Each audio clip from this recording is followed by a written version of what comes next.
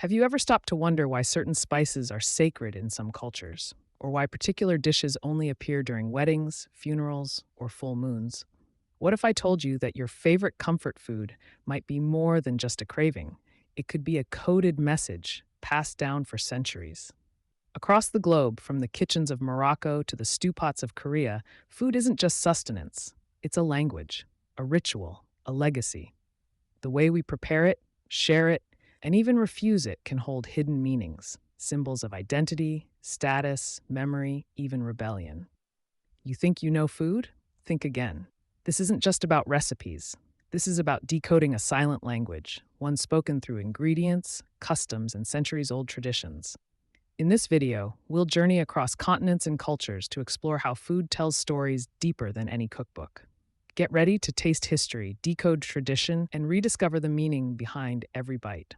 Our journey begins in India, where food is more than flavor, it's a spiritual language.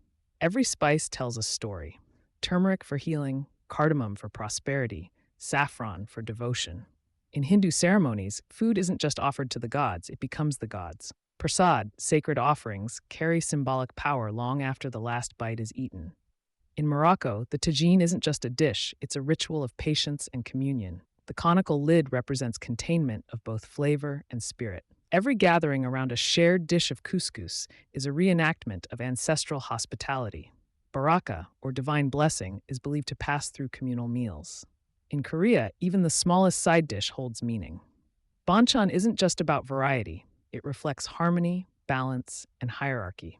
Fermented foods like kimchi aren't just culinary staples, they're echoes of resilience, of survival through long winters, of jong, a uniquely Korean sense of emotional connection through food. In Mexico, the tortilla is a symbol of life.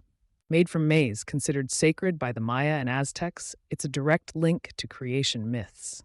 Every tamal unwrapped at Dia de los Muertos is a gesture of remembrance, feeding not just the living, but the dead. And in Japan, the simple act of drinking tea becomes an elaborate code of aesthetics and mindfulness. The tea ceremony, chinoyu, isn't about refreshment. It's about presence, impermanence, gratitude. The very movement of the host is a silent conversation. Across every culture, food is used to remember, to resist, to renew. It's how identity is preserved through colonization, how mourning is expressed when words fail, how love is shown without ever being said. We think we eat for survival, but maybe we eat for remembrance, for ritual, for meaning. So much of what we eat feels ordinary, routine, just fuel to keep moving. But look a little closer, and you'll see that every meal is a kind of story, encoded in flavor, in form, in ritual. These aren't just recipes. They're love letters passed down in silence. They're survival strategies masked as tradition. They're memory, wrapped in spice, sealed in steam, folded into dough. To cook is to remember. To share food is to honor. And to eat, consciously, gratefully, is to speak a language older than words.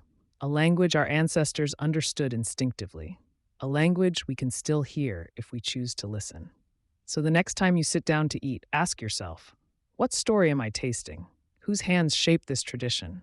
What message is being passed, quietly, powerfully on my plate? If this moved you, share a story of a dish that means something to you in the comments. Let's keep decoding the language of food, one meal at a time.